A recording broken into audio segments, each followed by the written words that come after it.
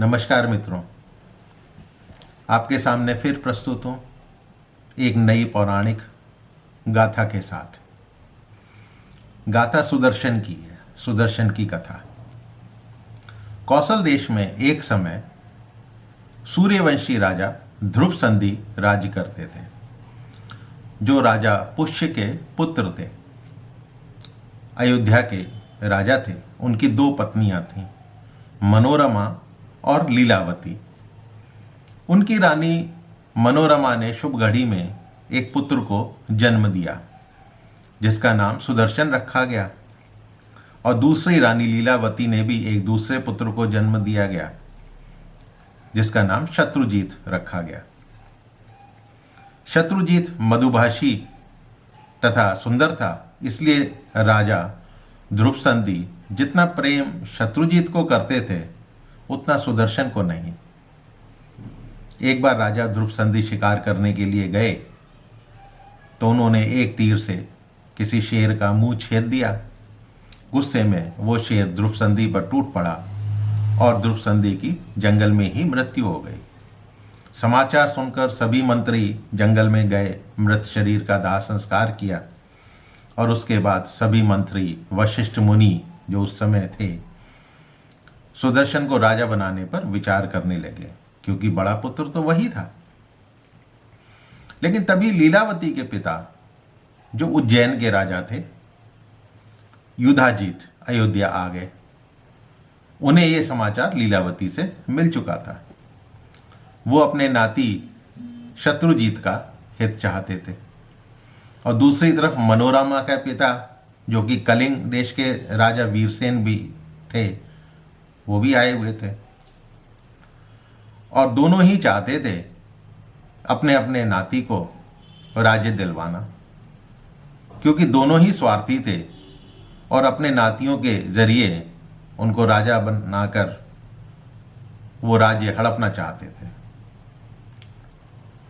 बहुत से सामंत नरेश जो आसपास के थे, वो भी अपनी सेना लेकर राजधानी को नष्ट करने के लिए वहां पे पहुंच चुके थे। यहां तक हाल हो गया था कि दोनों राजकुमार अभी बालक हैं और उनमें आपस में लड़ाई छिड़ गई है। ये समाचार सुनकर देश देशांतर से लुटेरों के दल भी आ पहुंचे थे कि भाई राज्य संपत्ति जो है लूट ली जाए। खैर, युधाजित और वीरसेन में युद्ध शुरू हो गया।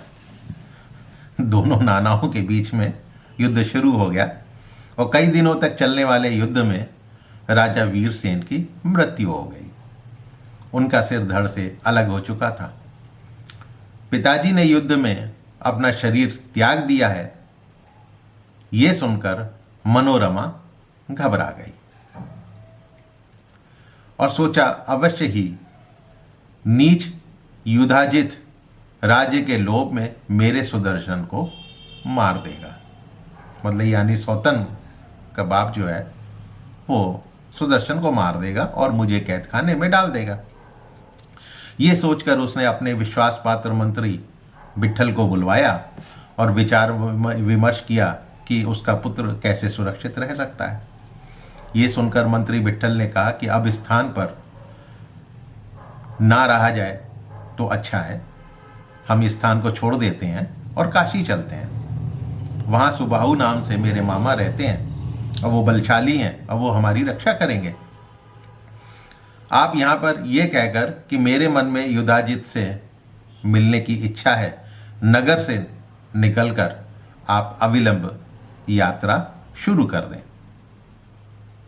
मनोरमा एक दासी तथा विट्ठल के साथ अपने पुत्र सुदर्शन को लेकर रथ में निकल पड़ी, ये कहकर कि मैं युधाजित से मिलने जा रहे हूं। युधाजित से मिलने के बाद शीघ्रता पूर्वक उसने अपने पिता का संस्कार कर दिया और वहां से चलकर गंगा के तट पर पहुंची। गंगा तट पर लुटेरों ने उसका सब कुछ लूट लिया। केवल एक साड़ी बची थी उसके शरीर पर। दासी का हाथ पकड़कर अपने बच्चे सुदर्शन के साथ नाव में बैठकर वो चित्रकूट पहुंच गई। और डर के कारण व्याकुल होकर तुरंत ही भारद्वाज मुनि के आश्रम में चली गई। मुनि भार्गव ने मनोरमा का तथा विट्ठल से सारी घटना का वृत्तांत जानने के बाद कहा कि तुम यहाँ निर्भय होकर रहो और अपने पुत्र का भरण पोषण करो। तुम इस पुत्र की रक्षा करो, ये एक दिन राजा अवश्य बनेगा। उधर युधाजित लड़ाई के मैदान से लौटकर अयोध्या पहुंचा और अपने नाती शत्रुजीत को गद्दी पर बैठा दिया।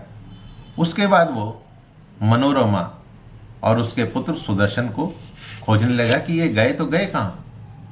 उसे पता लग गया कि वो लोग भारद्वाज मुनि के आश्रम में चित्रकूट में ठहरे हुए हैं। तब उन्हें मारने के लिए वो चित्रकूट की तरफ चल पड़ा और उसने श्रृंगवेरपुर के निषाद राज को अपना अगुआ बनाया, लीडर। मनोरमा को जब यह पता लगा कि युधाजित यहाँ पर चला आ रहा है तो वो घबरा उठी और मुनि से पूछा कि अब मैं क्या करूं, कहाँ जाऊं। तेजस्वी मुनि भारद्वाज ने युधाजित के पास जाकर कहा, राजन तुम अपने नगर लौट जाओ। युधाजित बोला, मुनिवर हट ना करके मुझे मनोरमा और उसके पुत्र को सौंप दें, मैं चला जाऊंगा, अन्यथा बलपूर्वक मैं छीन कर ले जाऊंगा। तब भारद्वाज मुनि ने विश्वामित्र द्वारा मुनि वशिष्ठ की कामधेनु को बलपूर्वक ले जाने की कथा सुनाई और बोले, यदि तुम में वैसी ही शक्ति है तो बलपूर्वक मनोरमा को ले जा सकते हो। तब युधाजित ने अपने वृद्ध मंत्री सुव्रत से मंत्रणा की और अपने मंत्री की बात मानकर युधाजित ने अपने सिर मुनि के चरणों में रख दिया और क्षमा मांगकर अपने नगर वापस चला गया। अब सुदर्शन धीरे धीरे मुनि कुमारों के साथ बड़ा होने लगा और एक बार सुदर्शन मंत्री विट्ठल के पास आया और परिहास में विट्ठल को क्लीब नाम से पुकारने लगा। सुदर्शन को वो क्लींग शब्द जो है तुरंत याद आ गया और उसको रटने लगा। वो क्लींग कामबीज नामक भगवती जगदम्बिका का बीज मंत्र है। उसके मन में पता नहीं वो मंत्र उतर गया और मंत्र के प्रति श्रद्धा रखते हुए उसे जपने लगा। उस समय सुदर्शन की उम्र मात्र 5 वर्ष की थी। जब सुदर्शन 11 वर्ष का हो गया तो उसका यज्ञोपवीत संस्कार किया गया और मुनि उसको वेदों का अध्ययन करवाने लगे। मंत्र के प्रभाव से संपूर्ण विद्याएं उसको शीघ्र प्राप्त हो गईं। राजकुमार सुदर्शन को माँ भगवती ने साक्षात दर्शन देकर कृतार्थ किया और जगजननी की कृपा से उसे धनुष और बहुत से तीखे बाण भी मिले। इसके बाद की कथा उसके विवाह के संदर्भ में है। क्योंकि विवाह का प्रकरण इसी वीडियो में करूंगा तो वीडियो थोड़ा सा लंबा हो जाएगा, इसलिए उसका प्रकरण अगले वीडियो में मैं आपको बतलाता हूं। तब तक के लिए आपसे इजाज़त चाहूँगा। नमस्कार। और हाँ, मेरे चैनल को सब्सक्राइब करना और इसको शेयर करना मत भूलिएगा। धन्यवाद।